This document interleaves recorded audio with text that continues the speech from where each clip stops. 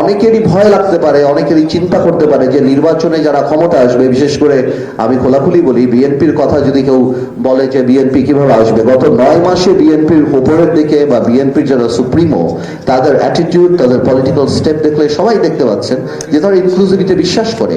So বাংলাদেশের মানুষের যারা বিএনপি করে না করে, তাদের এই মাইন্ডসেট ক্রিয়েট করা দরকার যে আগামীতে যেহেতু আওয়ামী লীগ কোনোভাবেও নির্বাচনে আসতে পারছে না, এবং আওয়ামী লীগের আসা নৈতিকভাবে আমি মনে করি ঠিক অন্তপক্ষে এই নেতৃত্বের অধীনে, আমি মনে করি বিএনপি বা বিএনপির সুপ্রিমো তাদেরকে আমরা কারেক্ট করব, আমরা প্রমোট করব, তাদেরকেই সাপোর্ট করতে হবে। আমি মনে করি just to have a stable government and progressive Bangladesh. Democracy কিন্তু ইজ আ স্ক্যাম।